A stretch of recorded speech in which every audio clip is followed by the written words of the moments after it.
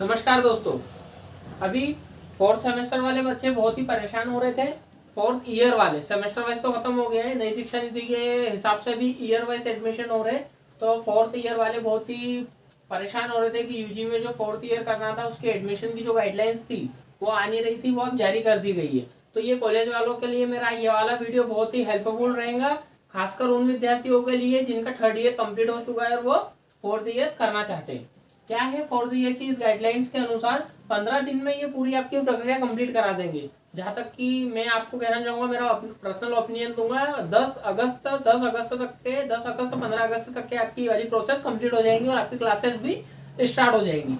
अब इन्होंने क्या दिया है इसके अंदर, मेजर सब्जेक्ट में दाखिला। मेजर जो आपने first year second year third year जो आपका मेजर सब्जेक्ट था उसी के अंदर आपको आगे एडमिशन दिया जाएगा।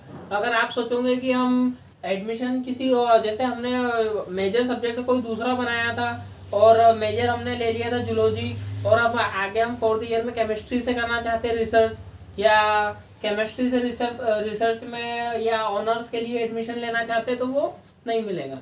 आपका जिसके अंदर मेजर सब्जेक्ट था आपको उसी के अंदर एडमिशन लेना पड़ेगा और वही एक लीगल एडमिशन होगा।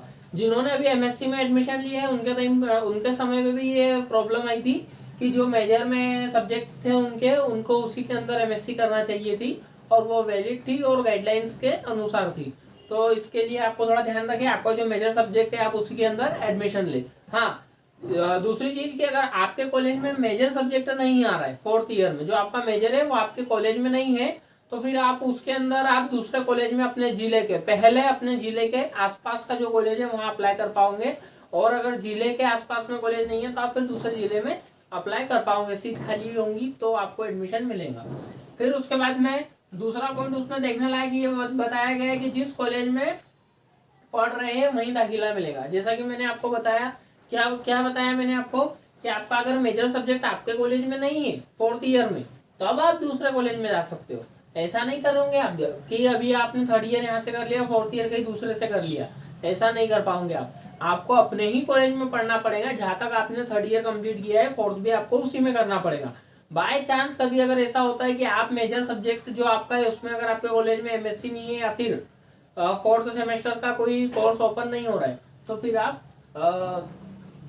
दूसरे कॉलेज में, जिले के ही दूसरे कॉलेज में अप्लाई कर पाओगे, या फिर जिले में भी नहीं है तो आप दूसरे अदर जिले के कॉलेज में अप्लाई कर पाओगे। बट जहां तक कि अगर अपने ही कॉलेज में है या अपने ही जिले में है तो पहले प्रेफरेंस आपको उसी को देना है और गाइडलाइंस के अनुसार भी आपको पहले प्रेफरेंस उसी को देना है।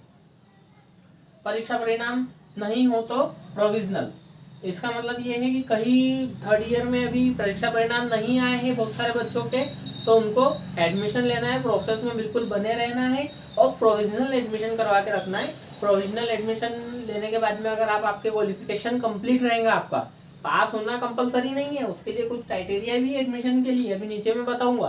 तो वो अगर आपका सही रहा, एग्जिट सही रहा, तो आपको प्रोविजनल एडमिशन अभी ले लेना है और फिर आप कंटिन्यू कर पाओगे। नहीं रहा तो वो आपको एडमिशन प्रोसेस से बाहर कर देंगे।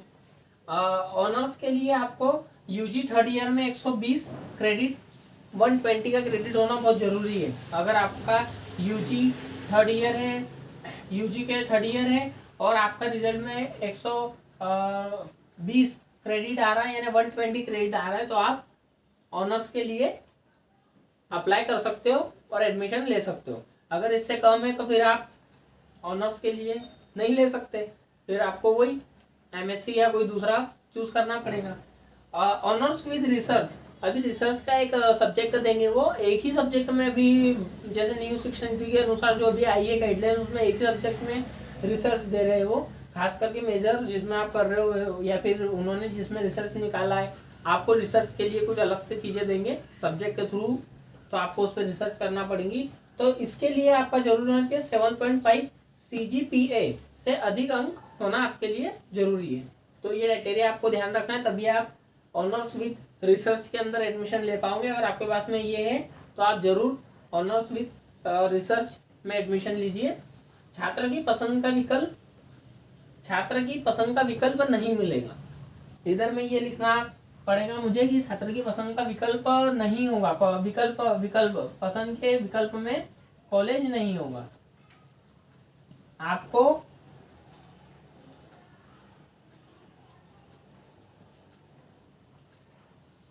आपको अपने ही कॉलेज से करना है, किसी और कॉलेज में नहीं जा पाओगे आप, किसी और कॉलेज में नहीं जा पाओगे आप, आपको अपने ही कॉलेज से करना है।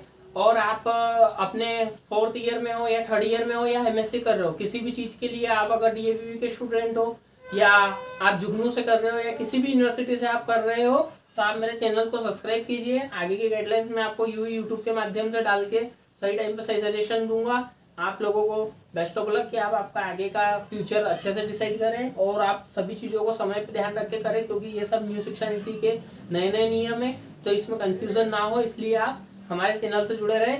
और ये लिंक अपने सभी दोस्तों को जिन भी बच्चों ने अभी 3rd ईयर कंप्लीट किया है BSc UG 3rd ईयर में, उनको सेंड कीजिए और आगे की जानकारी के लिए हमारे चैनल को सब्सक्राइब कीजिए, ताकि हम और अच्छे से आपको जानकारी दे सके। धन्यवाद।